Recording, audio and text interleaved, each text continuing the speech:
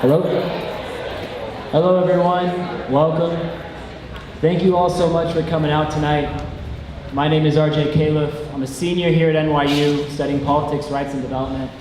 I'm a member of the Multi-Faith Advisory Council, and I'm the president of the Muslim Students Association. And I'm also raised in Las Vegas. As many of you know, there was a brutal attack last night in Las Vegas that left over 50 people killed and over 500 injured at a country music festival. It was the deadliest mass shooting in American history.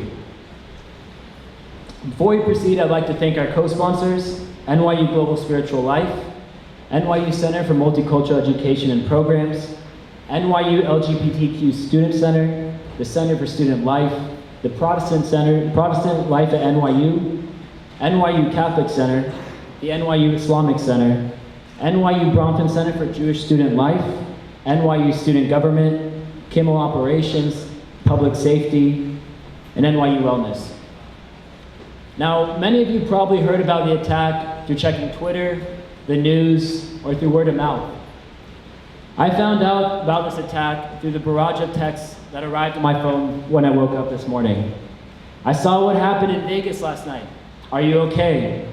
Oh my gosh, what's happening in Vegas is terrible. I hope your family is safe. And while these texts are well-meaning, the shock and shiver that is sent down my spine is unparalleled. And I can tell you that my immediate family is okay. But I can also tell you the story of my friends and family who were hurt last night. My brother Mohammed's good friend Nick was shot in the arm last night, and that bullet pierced his arm into his lung, and Nick was sent into emergency surgery. My brother Rami has multiple friends that were murdered last night. Now my Facebook feed, can you hear me?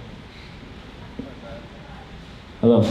My Facebook feed is flooded of friends' neighbors who were not only hurt, but killed. And as the day went on, my grief, sorrow, and shock intensified. And as you hear about these stories from around the world, you never expect it to hit so close to home.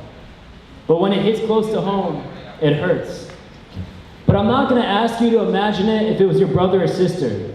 I'm not going to ask you to imagine it if it were your home, because you shouldn't have to imagine it through that lens to feel the pain and pray for those that are suffering.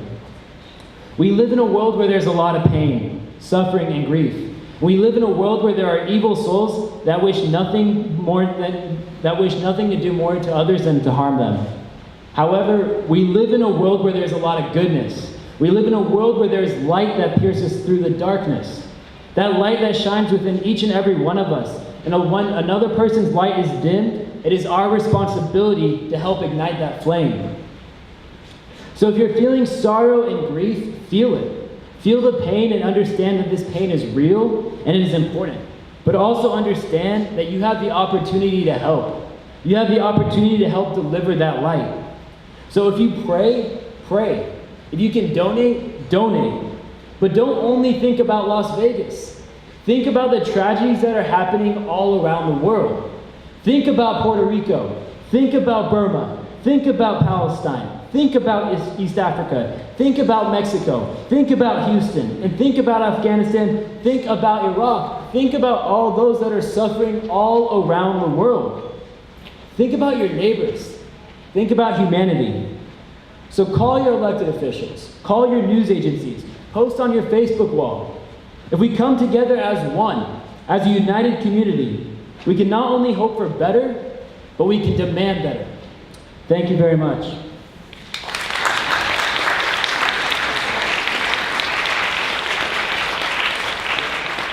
So with that, I'd like to introduce Rose Asaf as she shares her story.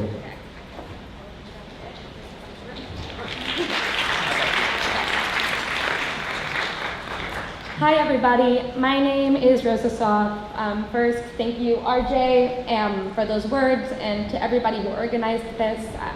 This has been a really rough 24 somewhat hours for me, and all of your coming out here today means more than you know. So, as you may have guessed, I'm from Las Vegas, and as strange as it sounds to people who associate Vegas just with the hotels and gambling, there's a thriving community there.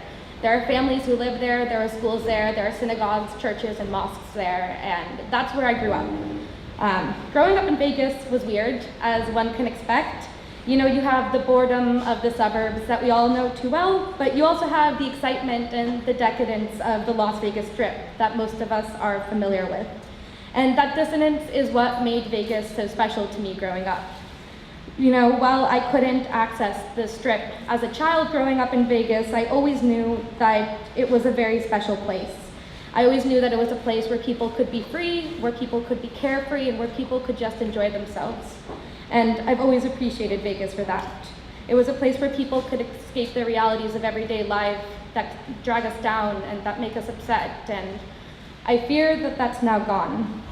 But in a world filled with racism, bigotry, oppression, apartheid, genocide, and environmental catastrophe, we have to hold on to the carelessness and freedom that people experienced at the Las Vegas Strip. We can't lose our joy because of incidents like this. When I heard of the shooting last night at 2:30 a.m., there were 2 dead and 24 injured. And now, in less than 24 hours, almost 60 are dead and 500 people injured. I can't even begin to comprehend this massive loss of life. I'm so lucky that my immediate family and close friends are okay, but Vegas is a small place, and we all know each other there, and many people who there are just 1 or 2 degrees of separation whom I know are injured and are currently fighting for their lives. I urge us to keep in mind the families of those who were injured or were killed, because right now they need our prayers and they need our hearts. This time is scary for all of us, and I want to be clear that bravery and fear are not mutually exclusive, because I'm terrified, but I'm still ready to fight. We have to use our fear and our vulnerability to come together and to fight this hatred and to fight this massacre and to fight what happened there. We need to take care of ourselves, and we need to take care of each other, and we need to fight this senseless violence, and we need to push our so-called leaders to act, because enough is enough at this point. The monster who is responsible for this act was a terrorist. I'm not going to say his name because his name doesn't deserve to be said, but he is the face of terrorism in this country. Since 1982, a majority of mass shooters and a majority of domestic terrorists have been white men. So even though our leaders try to turn us against one another and try to use Islamophobia to try to make us hate each other, we need to bear in mind that our president is the face of American terrorism, statistically. Donald Trump, you are not going to divide us. You're not going to play on Islamophobia. You're not going to turn us against our Muslim siblings. We're united against this.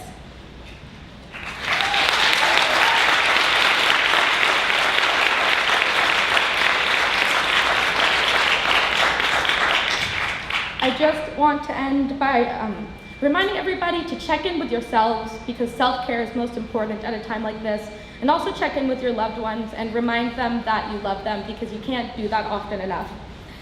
Vegas is strong, our locals are strong, the millions of tourists we welcome every year are strong, and we are sure as hell stronger than one white male terrorist. He's not going to tear us apart. We're going to stay together.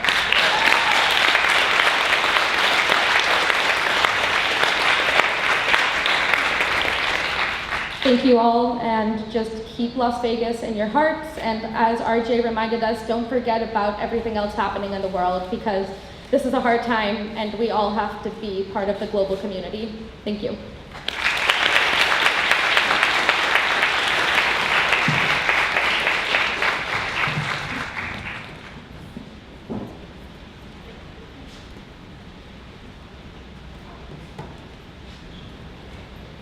Hello everyone, my name is Amanda Gelbart. I'm a current undergrad here at Tandon, going into my senior year, and I grew up in Vegas, so I consider it to be my home.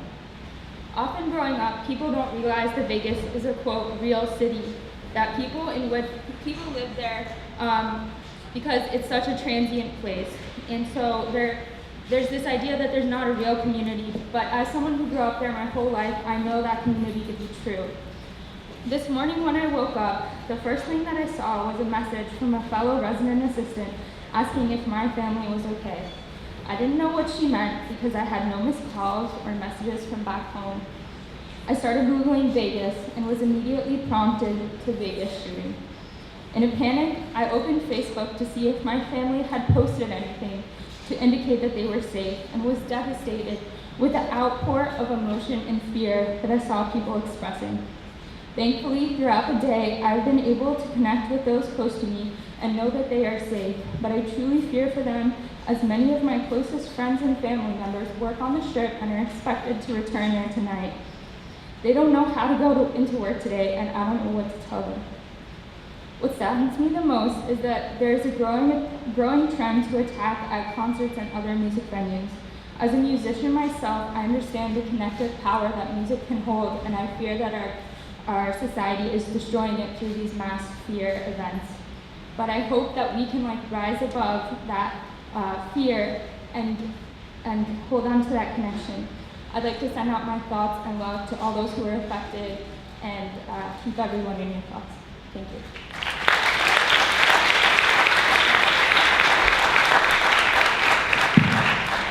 Thank you so much, Rose and Amanda. With that, I'd like to introduce our chaplains. Rabbi Sarna will be speaking to you all.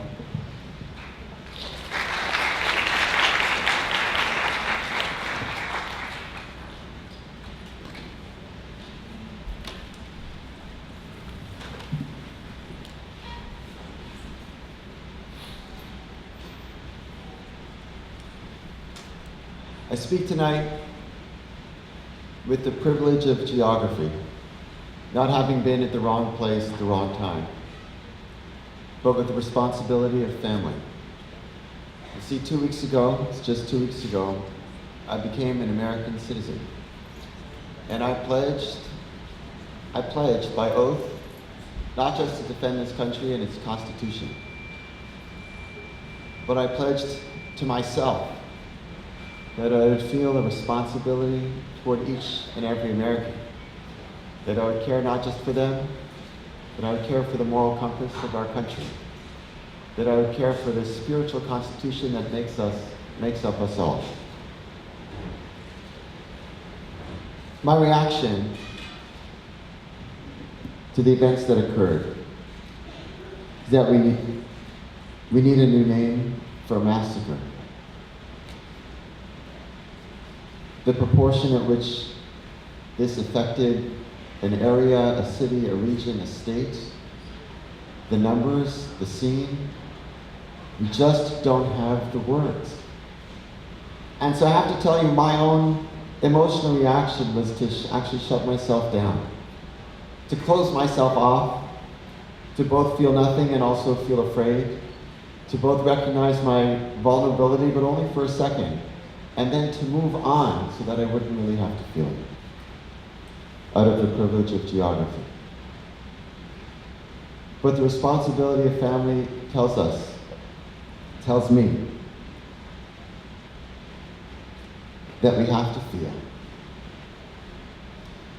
So I ask God to give me the strength to feel weak. Give me the power to feel vulnerable. Fortify me to keep an open heart. Give me an open heart so we can all fortify each other.